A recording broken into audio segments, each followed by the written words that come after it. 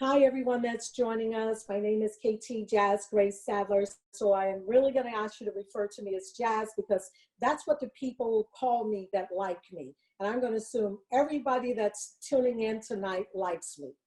Welcome to my workshop. And the workshop is more going to be a presentation style. So I want you to bear with me and please be patient because at the end of this, I will take questions. So let's just get to it. I've got 30 minutes, maybe a little longer, depending on how you feel about what I'm talking about.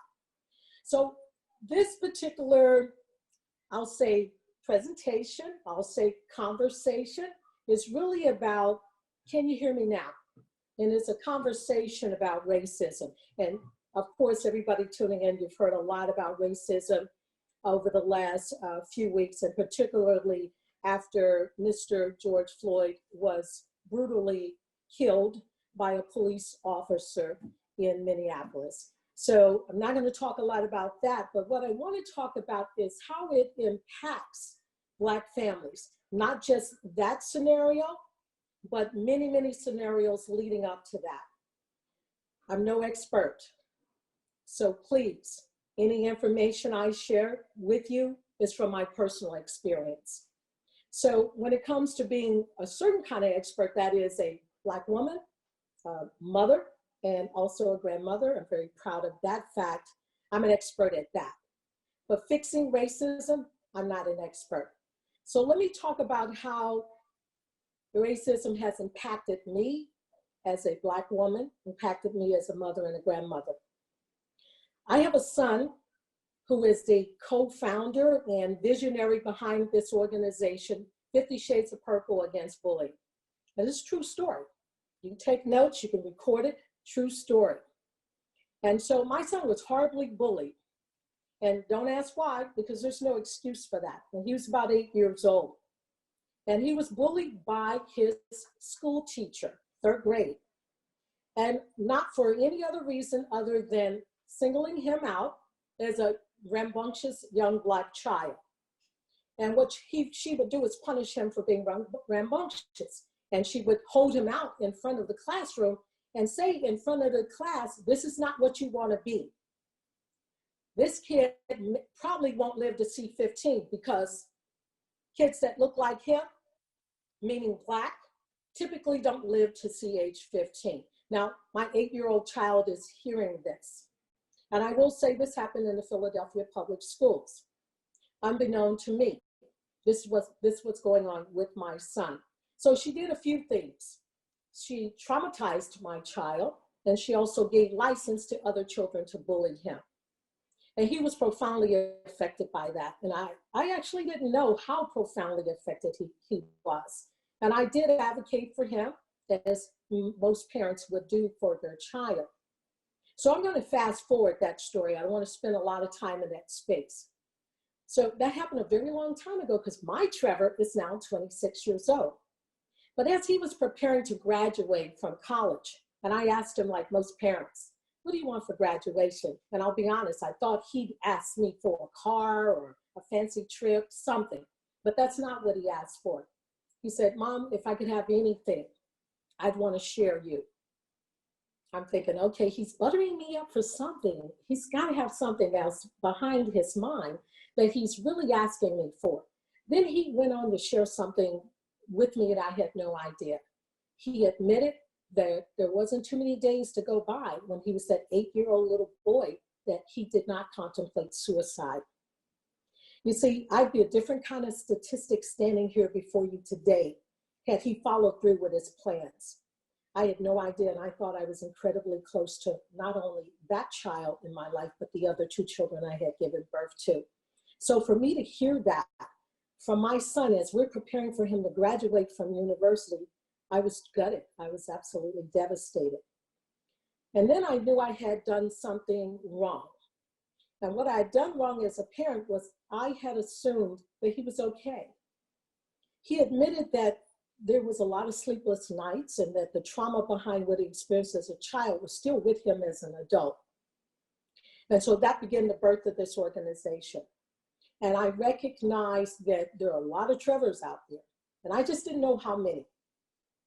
So that's one story about the evolution of 50 Shades of Purple against bullying. And you can actually go onto the website to see the work and the very important programs that we have to address bullying of all forms, be it you're affected by racism or other forms of bullying, be it physical, emotional, or cyberbullying. But I also recognized that wasn't enough, and it was only recently, because I said, I've done a lot of work to make sure that inclusion and diversity is the walk that I take. It is my truth. It's how I'm defined. I look to my left and I look to my right. I've got a lot of friends, or so I thought. And those friends, I will admit, they don't necessarily look like me. Not all of them. I thought I was really doing a good job at incorporating diversity and inclusion in my life. And so I recognized after George Floyd was murdered that I haven't done as good a job as I thought I'd done. Because I started having conversations with my circle of friends and some colleagues as well about their experiences and what they thought about what was going on with the protests and even the riots. And many of them started sharing their opinions, and many of them asked me, what should they do? And I'm going to get to that in a moment. And as they shared their opinions, I started talking to them about how racism has profoundly affected my family. So I want to tell you a story about a gentleman I've been friends with for close to 30 years. He's white, and so is his wife. And in fact, my children call this man Uncle John. And we've been through a lot. We went through middle-aged crazies together, holidays, we break bread, we talk about everything. But we did not talk about racism. And it didn't occur to me until just recently. And so I tried something with him. I thought about it and I said, John, and here's a son that's the same age as my oldest. And I said, how's little John? And he said, oh, he's fine. I said, really? He said, oh yeah, little John is great. I said, how do you know? He said, oh, he's good. He's grown, he's good. And he goes on to say to me, I don't worry about him.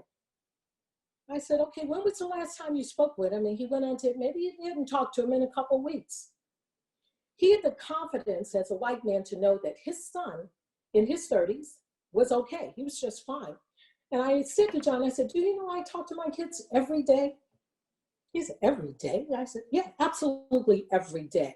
I say, I hit my knees and I pray for them every day. I have them to check in, and my children are adults. They live on their own. They're independent. I have them to check in every day. He said, why would you do that? I said, because I'm worried about them. And not because George Floyd was killed, but this is an everyday occurrence in my life from the day I decided to become a parent. Everyday occurrence. Because my reality is very, very different than his. I know that when I gave birth to a child, that child would be born with something they had no control over. They're Black. And I know that in this country, in this society, they would be judged by that and they could be crucified for that. I knew that because I was Black, born in a Black family, and I was being crucified for being a Black woman. So when I went on to share with him more about my experiences, he was like, I had no idea. I didn't expect him to know. It's not his experience, because there will never be a day that John wakes up and he's a Black man. But every day I wake up, I'm a Black woman with Black children.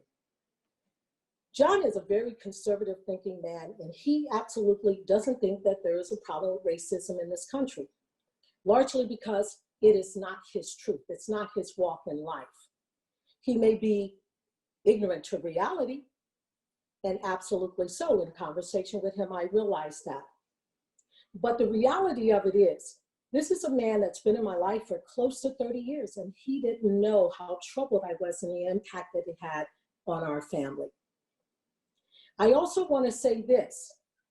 Part of what I've done is to realize that John's not the only one that's in my life that's completely confused as to the impact of racism on people who look like me.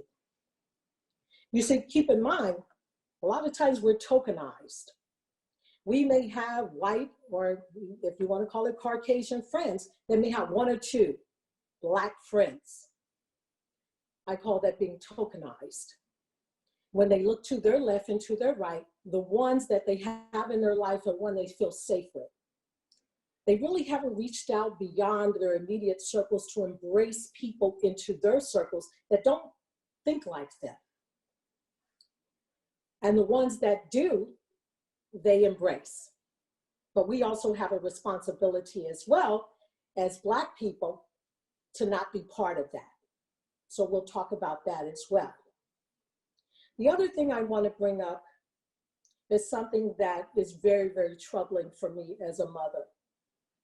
I raised 2 young men, and as I said, there's not a day to go by I'm not profoundly affected by their well-being.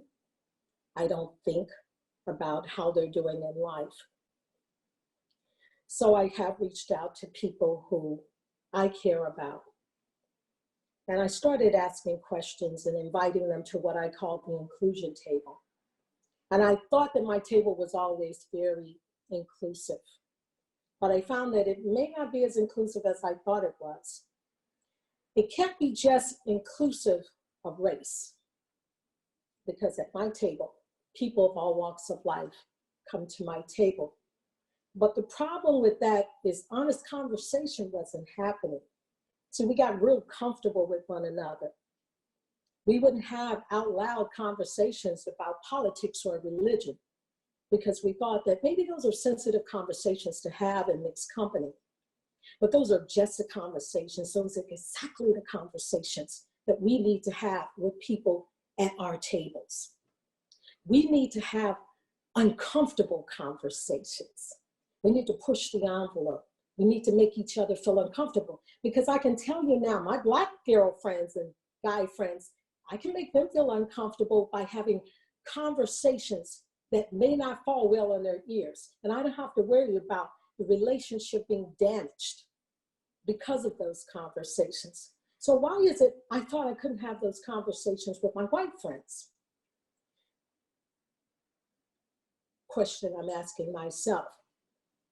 So recently, and I will say as recent as today, I was having a conversation with a woman that I've been friends with for many, many years, white woman. And we started talking about the things to say and not to say, and she also wanted to know. And just in casual conversation with her, because now I've started pulling those layers back off myself and no longer feeling apprehensive about just being raw and honest. And I said to her, I said, you know, I tell you what, one of the things that bugs me is when I meet someone white and they say, well, you know, I really like Oprah Winfrey. And I voted for Barack Obama, assuming that those are the 2 things I needed to hear to make me feel comfortable with the engagement with them. And I thought about it and I said, is there an assumption here that because I'm Black, that I'm a fan of Oprah Winfrey, or that I voted for Barack Obama? Of course there's an assumption. And then she went on to say, you know, he's educated and he's well-spoken. You know, like you're educated and well-spoken. Interesting comment to come from someone that I thought was a friend. And then she went on to explain that, she said, and you know what? You don't even speak Ebonics. And I said, wow, interesting. Again, this is someone I thought was my friend who clearly explained to me, and I'm listening now, I'm listening through a different filter, that because I'm educated and I'm well-spoken and I don't even speak Ebonics, I was tokenized. Sit with that. I know I am. So the question I didn't ask when I met her is, why me? Why would you want to be friends with me? And I should ask myself too, why would I want to be friends with her? What do we have in common? When, if only the fact that I may be well-educated or I don't speak Ebonics I'm part of that in-group. I'm part of that tribe. So that's something I hadn't considered. I didn't think I had to ask that question. I will say that I am starting to look at myself and my choices in life as well. So let's take this a little further.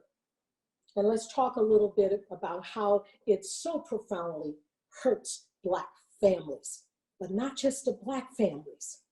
It hurts your family too, regardless of your race. So I did another experiment. I said, well, let's do a sampling.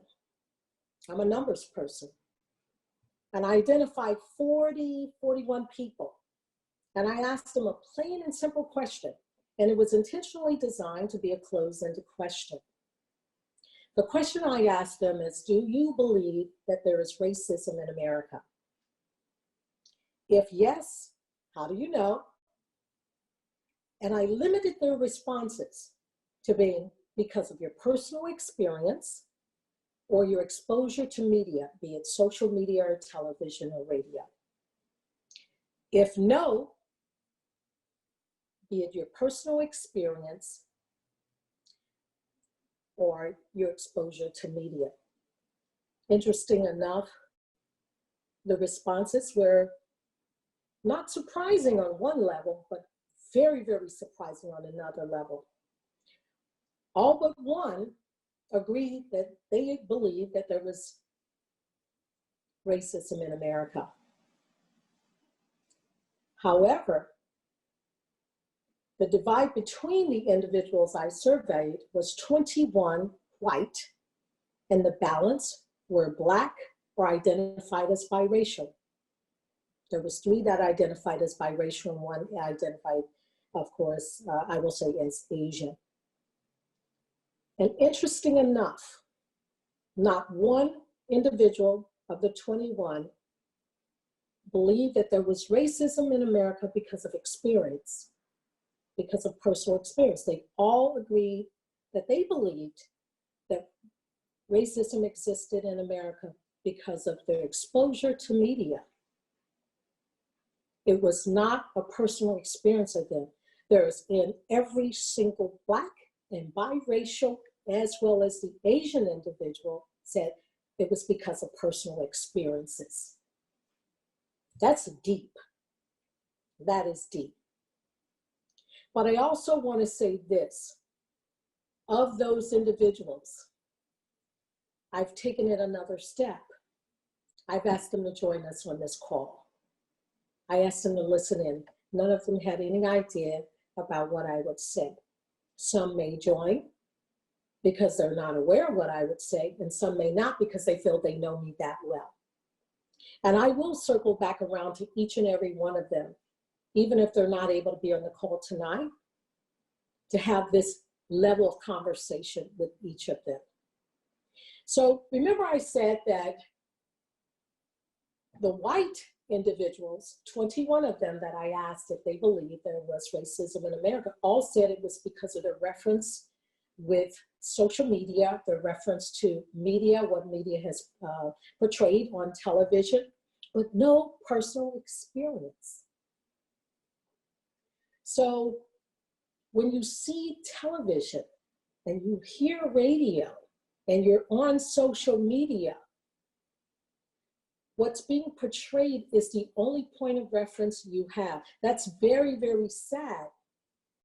Because if you have Black friends in your life, they have all been directly impacted by racism. And you have not had a conversation with them that is that organic, that is that truthful. Make it a point to open up that dialogue, have that conversation.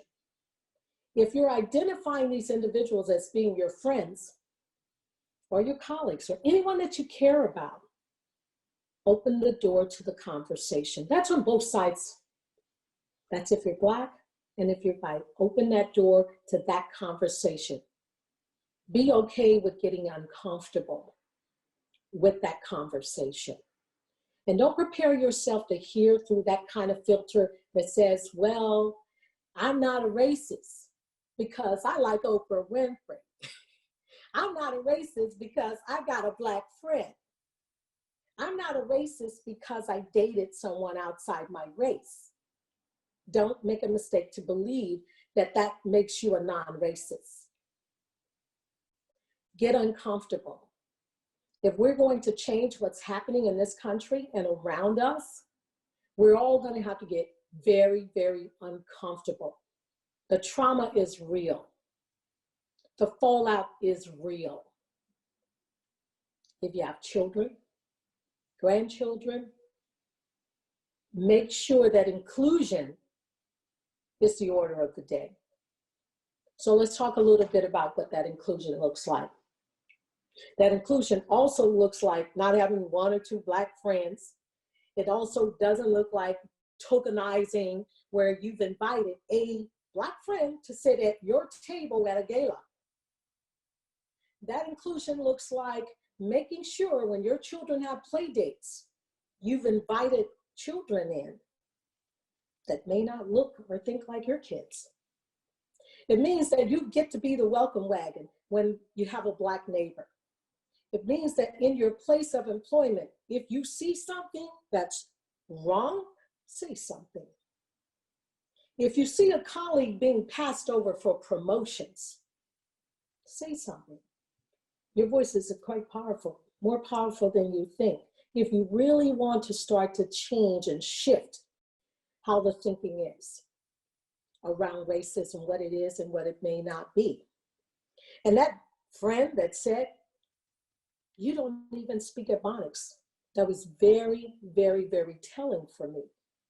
It meant that I was selected because there was a perception that I was one of the ones that was acceptable in her circles. That's just wrong. That is absolutely wrong. So what I want to do is to ask everyone on the call, everyone that's looking, I'm going to have some slides shared with you because I want some action steps. I want to give people some action steps. I want to give you something easy. I don't want to just go on and on and on and telling people about racism and the history. You can look that up. It's all Googleable, okay? But what I do want to do is I want to leave you with something that you can take with you. So I'm going to ask for some slides to be shown, Shelley. And we're going to talk about stop. So early on, I talked about the fact that I am the founder of an organization alongside my son Trevor called 50 Shades of Purple Against Bullying. And I know the name of the organization can be like, wow, 50 Shades of Purple, but I promise you, if you go onto our website, you'll get a little better idea as to why that name was selected. Next slide. So everybody knows that racism is alarmingly widespread. I don't have to tell you that, you know, and it's having a devastating effect on Black families. Okay, so having a devastating effect on Black families that may not have a devastating effect on you. You may think it's not your problem, but I'll say absolutely it is also your problem. And we'll talk a little bit about why that is. Next slide. So many of you are saying, oh, what are the ways that I can help?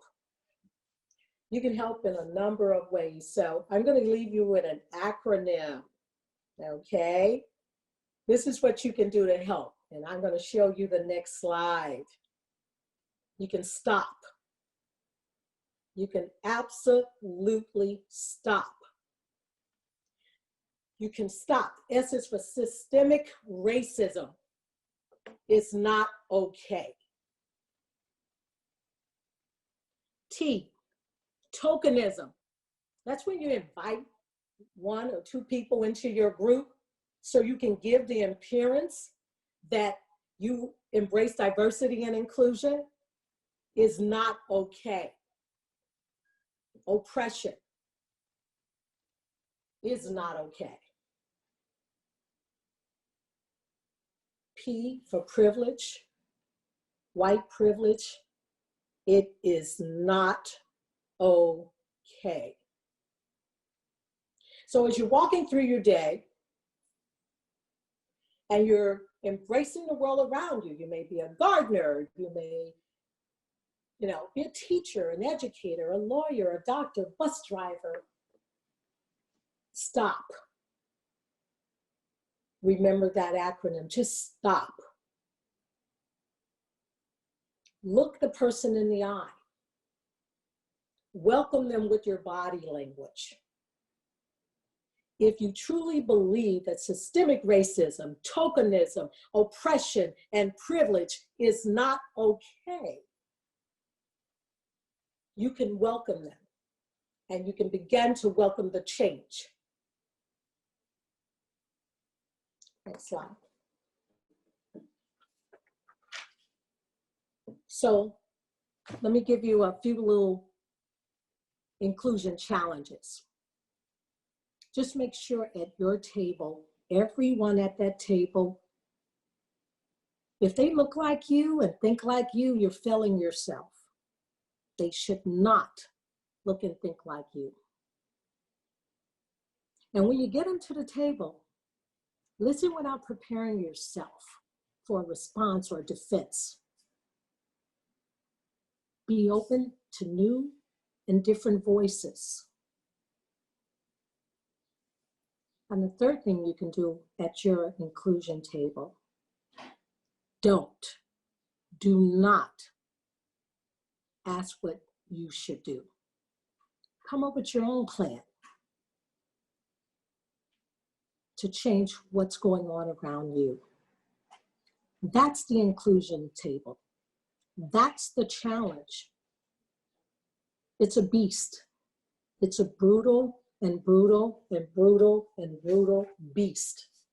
But you can begin to start taking these small steps and including this in your way of life to start making a change.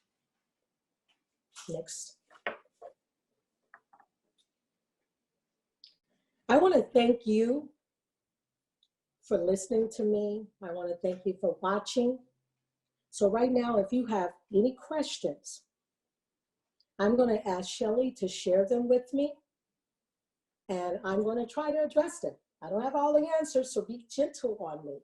Shelly, are there any questions? So Holly, if you would like to unmute yourself. Can you hear me okay? Okay, I'm going to lean in, so you'll see a big head. I'm leaning in and hear you. Go ahead. All right, hopefully my connection isn't too bad. I work for, I guess, a more liberal church in South Carolina. I'm the office administrator, and I've recently kind of been put in charge of, I guess, with this massive movement that we have going on, I've really been trying to drill into my coworkers and to the pastor there that we need to be paying this attention, that we cannot claim to be a liberal church that's for everybody and then just sit down and read a book and that's it, that there has to be some action behind it. Most of my experience has not been, honestly, from reading. It's been from viewing my Black friends and from talking with them and just from YouTube videos, like things that are on a more personal level.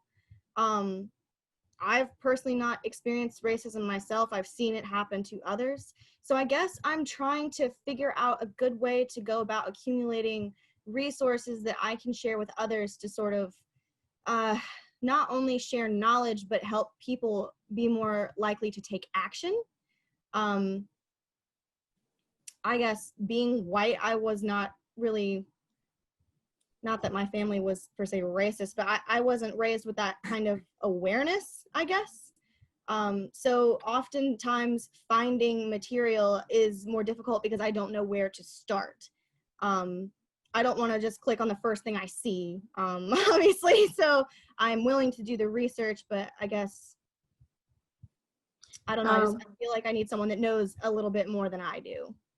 Okay, so there's a number of periodicals that are out there. There's a number of books that are out there. And I've actually shared links on our Facebook page and group.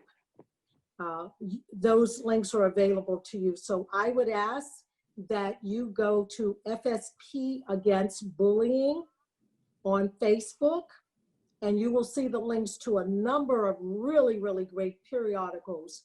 And every single one of those periodicals and books and that literature has been carefully vetted, and you'll have a wealth of resources there available to you. But let me ask you a question, Holly, if you don't mind. Okay. The pastor at your church, I'm just curious as to what the makeup of the congregation in your church in South Carolina is between, let's say, Black and white. I can count on one hand the amount of people that are not white.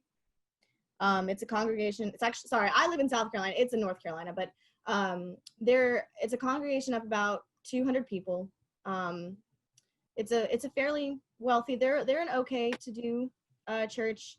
There's only a couple of Black people, and I think there might be a couple of Hispanic people, and that's it. Everyone else, the age group is pretty much all elderly. There's a few younger families in there, a few middle-aged. Yeah, that's pretty much the makeup of it. They do have, groups and stuff where they attempt to step outside of their comfort zone. I've been in some of them. It's a little bit cringy just because some of this stuff, like, I grew up hearing people talk about, and it's so new to them, and so they kind of look to me, but I'm not an expert on this stuff, Well, just because I've been around it a little bit doesn't mean I know more, and I think they're kind of expecting me to, and I don't want to let someone down on such an important thing. So well, you've got a good starting point, and thank you for being with us this evening. I would definitely start with having that question with the leadership in your church, who may be the pastor and the other leaders in your church. And I would definitely ask them to do something a bit more proactive about inviting people into the church that don't look like you. I don't know where your church is located, or if it's in close proximity, to invite Black people to your church. yeah. We're in Charlotte, North Carolina. There's so but there's just so much you can do online as well to begin that. I appreciate the fact that you're stepping out of your comfort zone and you're being that proactive.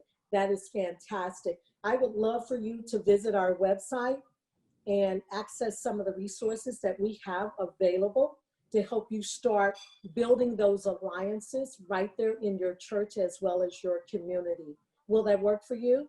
I mean, yeah, that's fine. Yeah, definitely. And will you, if you don't mind, sharing your email address, and I will make sure to write you directly so that we can begin to start bridging some of these alliances together. Okay. Fair enough? Absolutely. Yeah, that's fine. Thank you. I Thank understand you. I have another question. You have about 6 or 7, so I hope you're okay with continuing so they all get a moment. Leona? Yes, absolutely. Let's move it along. I like this. Thank you. Thank you, guys. Leona? Hey, Jazz. Obviously, you have the benefit of knowing who I am and my background. But for those who don't, I am, mixed race and also openly LGBTQ, and also work in very non-traditional, in very male-dominated industries in a lot of ways. So the people I interact with every day are very white and very, truly all walks of life. And I think rather than ask you a question, I actually wanted to share, because I've seen a lot of questions about people sort of wondering what they can do, how else they can do, in some ways sort of feeling like, well, maybe I'm powerless. And I actually want to say that that's not the case. There's a ton of things that you at a personal level can do. I'll just share some examples of some things that I have always done that I think would, if other people do it. Part of that is that proactive reaching out, right? When I invite, I will periodically 4 or 5 times a year just have a random gathering of friends where I pull people from everywhere I know in, and I make sure while I'm there to make sure that I introduce everybody so that they all get to know and meet each other, right? So they have no idea where they're coming from when they walk into one of my gatherings. But it's one of the best ways to get people who've would have never met each other in normal life otherwise get to know and understand each other, which is how we're going to actually help facilitate change. One of the other things are with organizations and things that I help to run is that we have a concerted effort to go out and invite people in, but also to take the time to come out and ask them if they're not feeling comfortable, to ask them why, right? So that you can actually help to address that and make them feel comfortable and create an open and welcoming space. And you have to be the proactive ones. You can't wait and have someone come to you. You have to go. And that is, it doesn't matter if you're white, black, Hispanic, Asian, whatever. People who aren't like you, go out and learn to meet them. That's how we're going to build those bridges. That's how we're going to bring them together. And if it's maybe a little uncomfortable, you may be at a club you're not used to going to, or sitting down having a meal you're not used to. You know what? It's part of learning and growth, and just go with it and try with it. And take that as being part of your everyday sort of approach to life. And you'll be amazed at the benefits that you'll see even in your own life. And I can say that from experience. And actually, that's part of how Jazz and I met, is that I grabbed her and pulled her into one of those. Yes. After she asked me why I was showing up at an African-American lesbian event. And I had to explain to her that I had grown up in, primarily in an African-American community, and this is one of the communities that I'm comfortable in. But, that is because I take that extra effort, and I can only say to everybody, it has been one of the best things that I've ever done in my life, and I highly encourage others to do it. Don't read the books. Go out and talk to people. You're going to learn. Let me rephrase it. Don't just read the books. Go out to talk to people, get to know each other, and be willing to share who you are, as well as be able to listen to who someone else is. So, absolutely. Thank you, Leona. Thank you so much, and thank you for being on this call tonight. Okay. Is there another question? Yes, there's several. So for the people that wrote their comments in the chat, I think it would be easier if you just say them to Jazz directly. So let's go in this order. I also noticed, Andrew, it looks like you're unmuting yourself, so perhaps you have a question, but how about Barbara, Christina, Cassandra, Stephanie, Tammy, Paige? How about in that order, just so everybody kind of figures it out? Write your name in the chat if you wanted to say something as well. And so Barbara, if you would like to unmute yourself.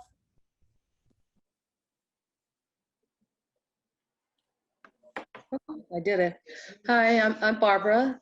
I live in Southern California, probably about 30 miles outside of Los Angeles.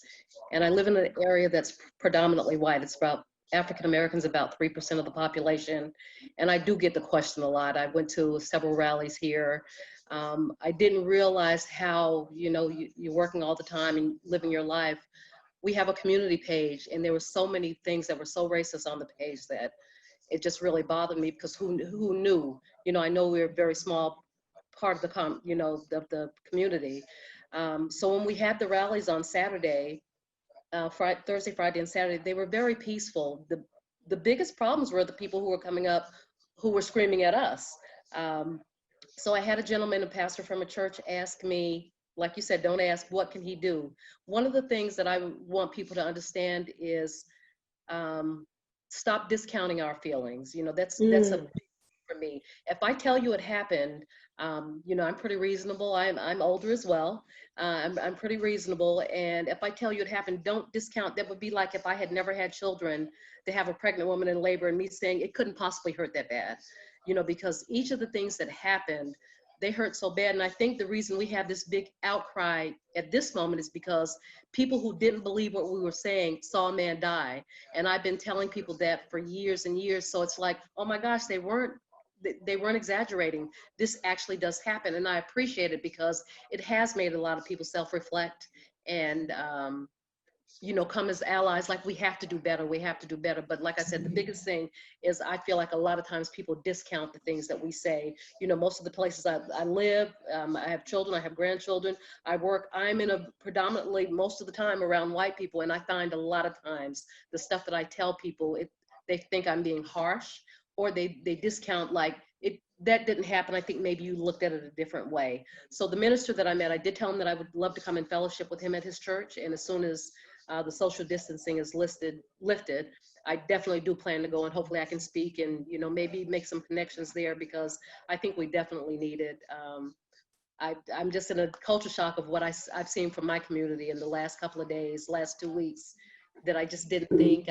You just live around it, you keep living. And people who don't experience racism, it's funny because, like you said, 21 people said they hadn't witnessed it, but they were probably on the delivery end of it, not unknowingly.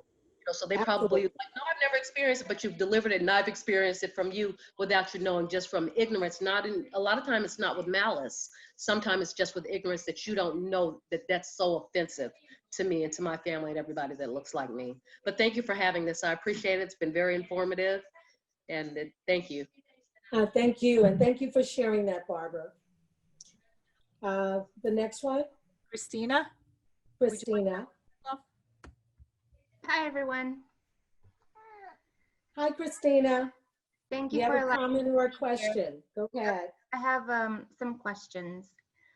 I just read the comment here from someone, and I have waved and I've said hello and I walked by and smiled, but I'm just really aware of that constant fear that the Black community feels, and I don't want to add to that. But that's for my my second question. But my first one is that I don't know if this is accurate. This is a statement. But during my research, I learned that generational racism causes these health crises in our Black communities. The healthcare system doesn't serve the Black community, and a lot of times they ignore the health concerns of the people that go in to receive care. And so they get ignored, the concerns get ignored, and so this community ends up untreated. They go untreated, and so I think it goes on from there. Hold on. Okay, my other one is I want to get to know my neighbors. Christina, I don't want to ignore that question. That's a big one. And tonight I've asked Cassandra Bowling to join the call, and she's an expert in that space and dealing with trauma in this area. And Cassandra, I'm going to ask you if you wouldn't mind unmuting your phone and addressing that question about generational racism that Christina just asked, and the impact on health, particularly mental health and physical health. Sure. Cassandra, are you there? Hi, Jazz. Yes, hey, I'm Cassandra, thank you for being on. Thank you. That was great. That was great. Hi, Jazz. Jazz, that was amazing. Thank you so much. Thank you for your transparency. Thank you for your vulnerability. Thank you for trusting us, to trust you enough to trust us with what you did. I appreciate that. It takes a lot of courage to do this work and to bear yourself in the way that you did. So thank you. This has been a really, really challenging time for all of us. And to answer your question, Christine, there's something called ACEs study, ACES, and it's called Adverse Childhood Experiences. And the ACEs study is a study that was done, I think it was done in California originally, if I'm not mistaken. And Dr. Nadine Burke has a TED Talk on adverse childhood experiences. And essentially what it's saying is speaking to your point that there are levels of toxic stress that children are exposed to. And racial trauma is one of them, if we're talking about Black people in specific. And racial trauma is real, just like any other trauma. And it has long-standing implications. And one of the biggest challenges, I think, for our community, the mental health community, I'm a therapist, by the way, and I'm in private practice. My area of specialty is trauma and addiction and yada, yada. But I think the biggest challenge has been with racial trauma, actually reaching our diagnostic tools and being included in our diagnostic tool as a cause of post-traumatic stress disorder. So most people, they hear PTSD, they think veterans, they think, individuals who experience violence-related or sexual trauma. It's also, something that's experienced by those who have experienced compounded racial trauma. And it doesn't, irrespective of if it's covert or overt racism, it has the same effect, same implications. And you're absolutely right in terms of the adverse childhood experiences, depending upon the amount of exposure that one has, it does determine long-term health implications, like high blood pressure, like, several other physical implications. But I think there's also the physiological component as well, from the psychological implications of racial trauma. And, you know, there's, not to get really technical, but kind of get technical. So just talking about the brain, and there's a part of the brain that's activated quite often when you experience trauma, and that's the amygdala. And the amygdala, you know, about fight or flight and freeze and flee. And the associated thing with that is the physiological implications of it, because when that part of the brain is stimulated, there are chemicals that are being released in order for our body to fight or flee. And those chemicals are damaging to the body. And you think about that person who's experiencing microaggressions on a regular basis, right? And they're in a hypervigilant state. So Black people right now, myself included, are in a hypervigilant state. We're on high alert right now because we don't feel safe. And you think about the intersection between a global pandemic that is primarily impacting disproportionately Black people because of the systemic racism that's embedded in the fabrics of our system, that create the lack of resources, services, the lack of testing, etc., that leads to the higher rate of death. So among Black and Brown people. I'm sorry, was somebody saying something? She was agreeing with you. Oh, okay, I'm sorry. Yeah, go ahead. The reason I said this is because, you know, I learned about 10 years ago that I've been lied to my whole life through the educational system. And so when I look up this information, you know, because I'm going to school to be a master, to be a social worker, to help this community. And because I learned through my research that there's not a lot of people of color that are able to service these communities. And a lot of people of color, especially the people from the Black communities, they won't go to see a white therapist. So I thought, well, maybe they might see me, or I don't know. I want to be able to. I want to help. I want to do something. I want to, you know, I want to start somewhere. I'm a school teacher. I've seen former school teacher. I finally left. I could not stand watching the abuse and nothing happening.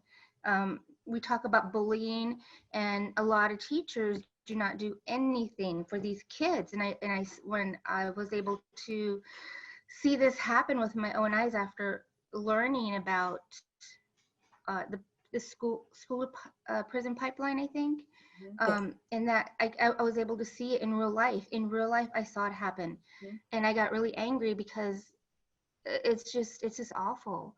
But anyway, I'm very skeptical of anything anymore. Anything I read in my research, anybody telling me, my instructors, my professors, I question everything now. So that's why I asked. Thank you for that. Thank you for that, Christina. I believe you had another question. Yes. But, I wanted to get to know my neighbors, and I don't want them to feel like I have singled them out because they're Black. And I don't want to add to their stress, but I want to get to know them and, you know, be a good neighbor, maybe offer to watch their kids or help them, or just, you know, and I don't know. I just, I don't know what to do with that. Normally I'm not very, I'm kind of shy, and I again, because I don't trust, you know, I've dealt with racism myself, and I've seen my mother deal with it with law enforcement. It was just ugly. But so I keep to myself a lot, and I don't say anything. I observe and I evaluate and I analyze. So this is taking myself out of my comfort zone and actually going and making that effort. And, you know, as much as I'm afraid, I can't imagine how afraid these families are. Okay, so right now, I'd like to just share something very quickly with you, because I do want to get on to the other questions. I live in a neighborhood where there are Black and white people. I live in what is called the Mount Airy section of Philadelphia. And if you go on Wikipedia, you'll find that it is defined as one of the most integrated neighborhoods in America. And I will say it is. It's probably about 50-50 between Black and white and other things mixed in there. I've never been reluctant to introduce myself to my neighbors. So I really cannot identify with what you're experiencing. And that's my neighbors regardless of being white or Black, regardless of being, because at the minimum, they're my neighbors. I will see these people. I will come and go every day. I don't know what the climate is like in your community or your neighborhood, but I can say from my experience, it is not a climate where I would be reluctant to extend myself to a neighbor. Even if it's just saying, hi, how you doing? Smile and make eye contact. Body language is just so profound in letting a person know that you see them. You see them and you're aware of them. Does anyone else want to chime into that based on their experience? I'd ask that you unmute your phone and just be brief, please.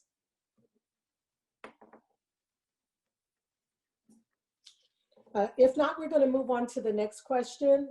Hi, I wanted to add to the last comment. I also have social anxiety and would like to reach out to people in my neighborhood.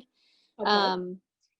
One thing that's been successful so far is to put a sign in my yard that demonstrates that I'm open to different ideas and progressive ideas. Like, I have a big sign in my yard that says Black Lives Matter. And then there's another one in my community that's being it's donating to different Black businesses in the area. And it's like just a supportive sign, I think could help, because then I have people who walk by my house who will honk, or like kids will say woohoo, and I shout out the window woohoo. And that's for me, that's worked so far with my level of comfort. Thank you. Oh, I like that idea. I like that idea a lot. Thank you for sharing. What's your name? Paige. Paige, thank you so much for sharing that, Paige. Is there another question? Yes, we have a few more. Stephanie?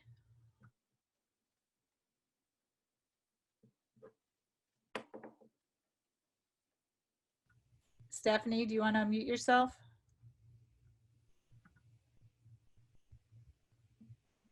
Okay, maybe we'll circle back to Stephanie. Okay, got it. Sorry.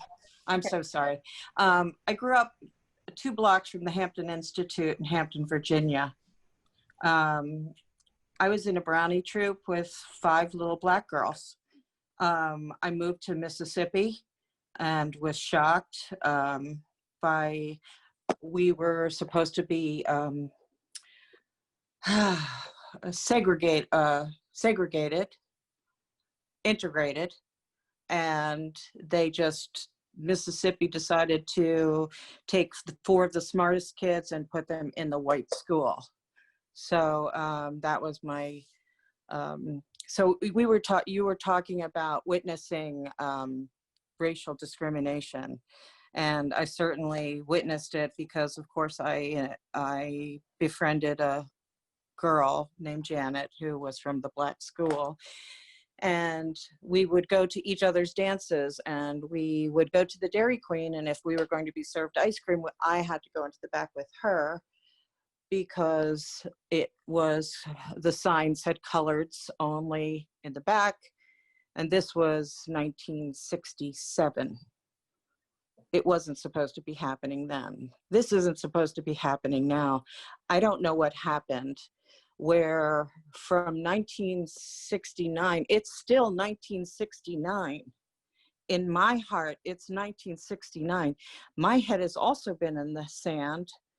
I have a Black adopted son who has his own family now, and their concern is their children and how they're going to grow up. He's living in a predominantly white or biracial neighborhood right down the street from me. But he's having the same problem where he's a very successful man who doesn't feel free to walk down the streets of his neighborhood, certainly not without his children. I just don't know why or how we haven't made strides. I don't know why we're just finally getting around to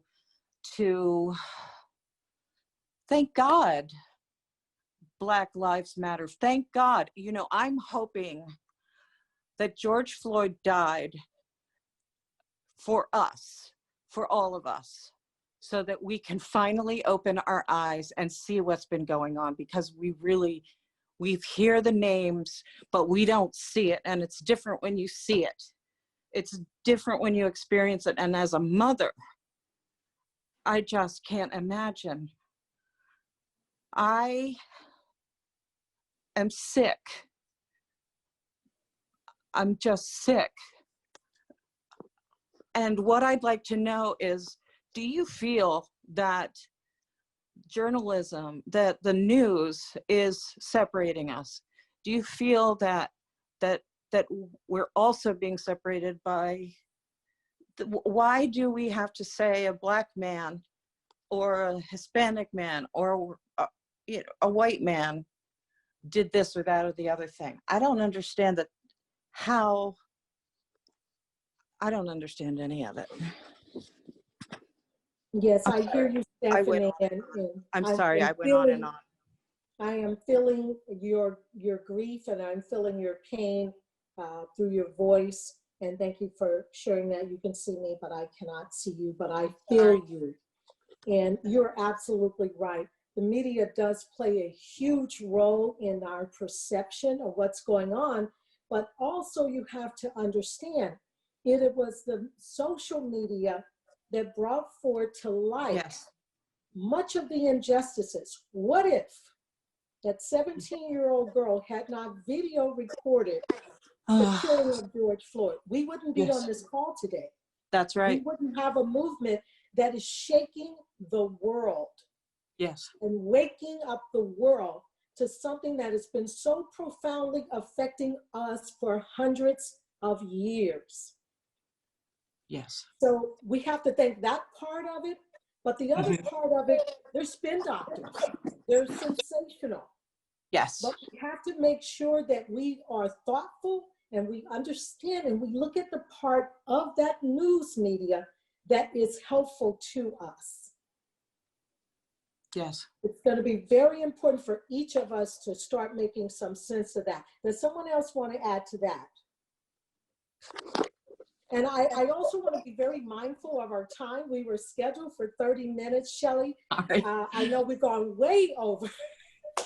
And it's a good conversation. It's amazing. Shelley, I know we've gone way over our scheduled time. You let me know which direction we need to go in at this point. Well, obviously everybody appreciates your time, and it looks like we have a few that are left. So if we can just go through those last few. I believe Tammy, you were next.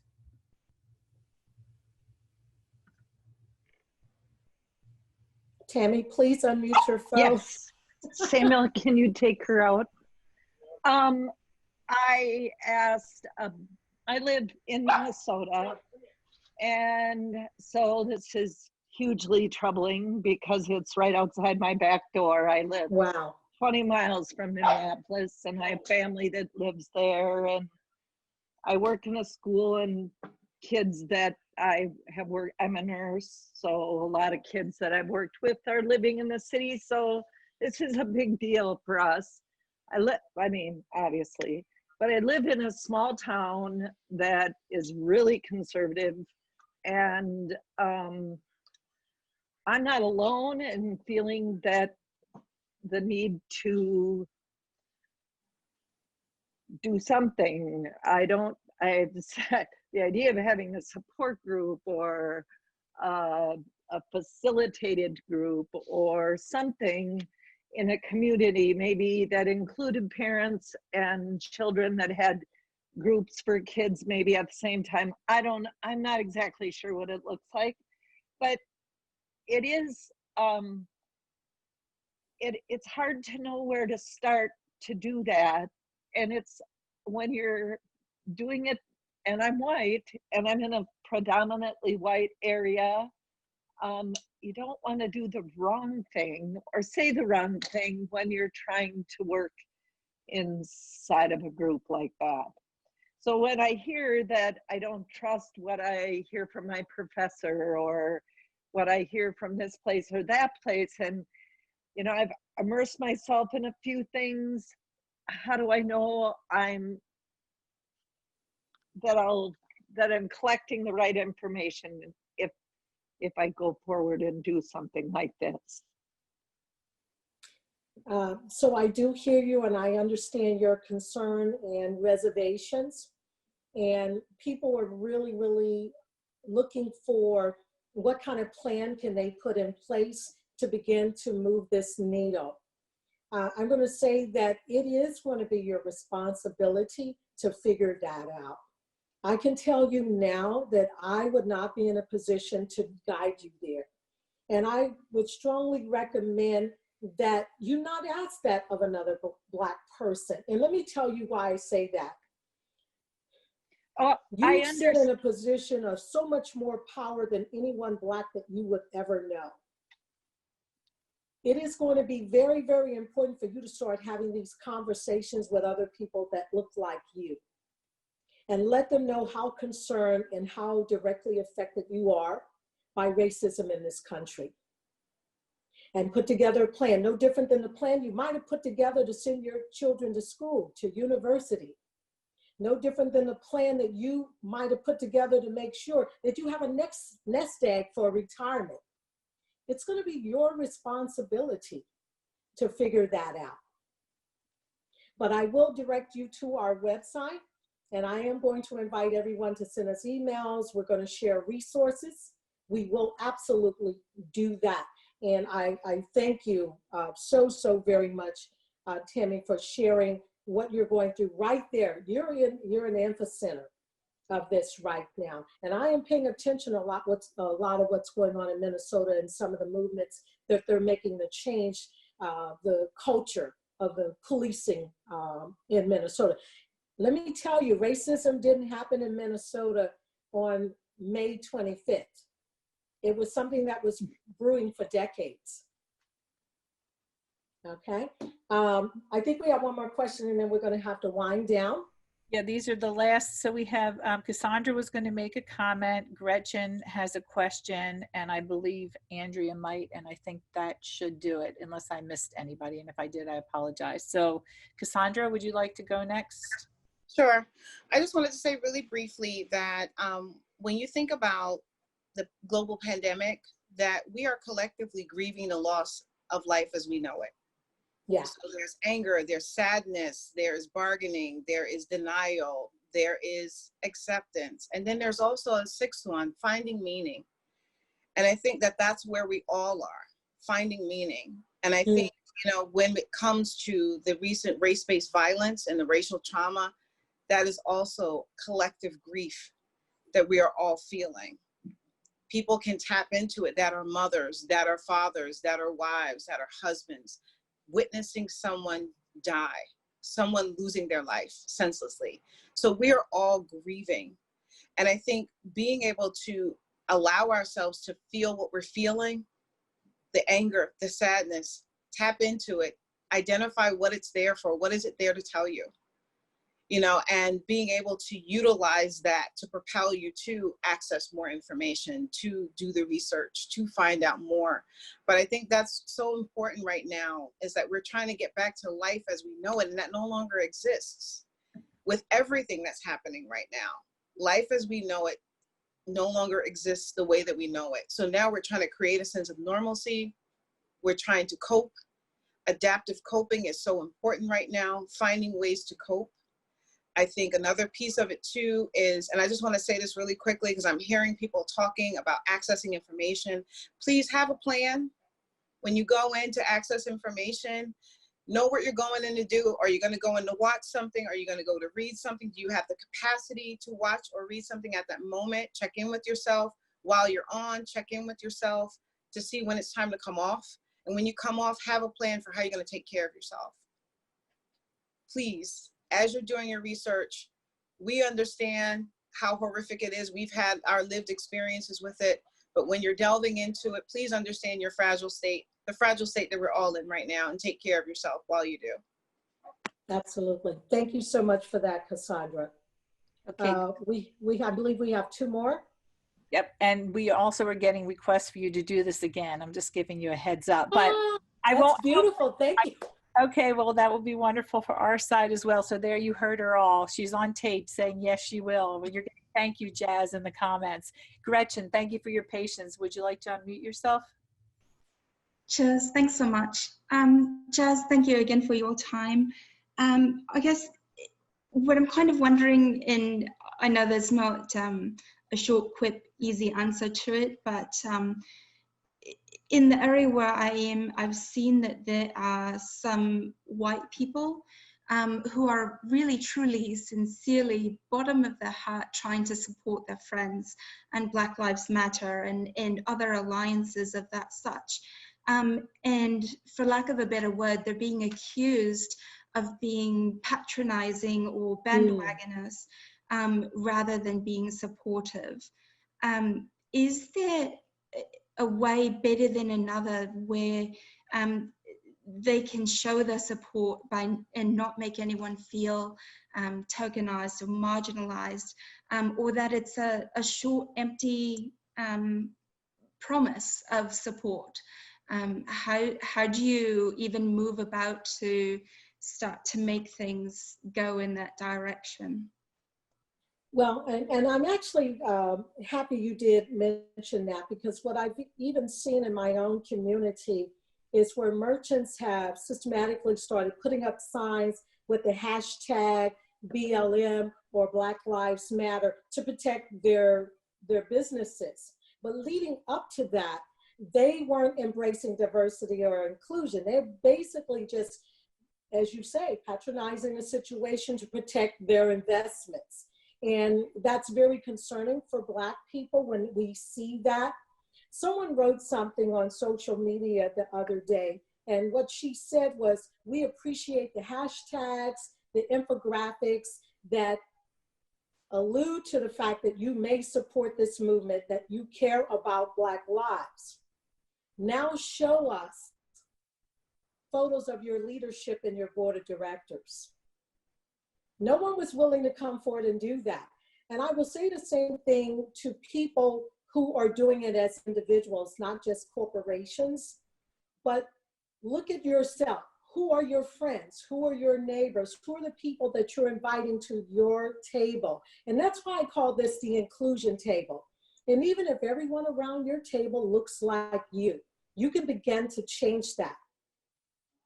You can invite people to that table that have different voices, elevate those voices. Demonstrate that through your actions, not just hashtags and signs. That's the part that can be quite off-putting to other Black people.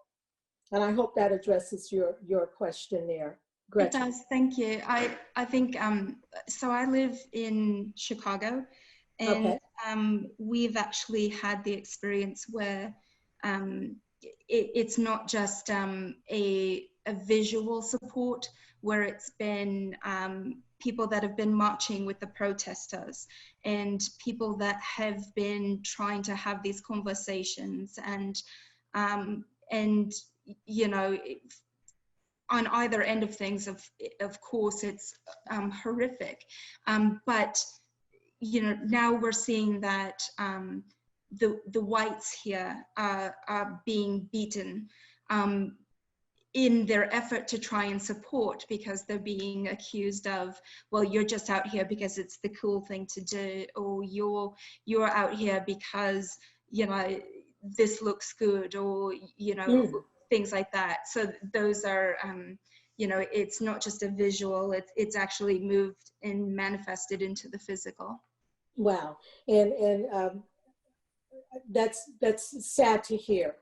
And I know we have seen such a unification of races across the spectrum marching together, rallying together, protesting together. But we've also seen the other side where there's been a lot of looting and people pretending to be part of the movement, but in reality, trying to shape a different narrative, a very, very negative narrative about what this movement is about. So it's kind of hard to kind of disseminate who is the friend and who is the foe. And that's just very unfortunate. Thank you, Gretchen, for sharing that. Do we have anything else, Shelley?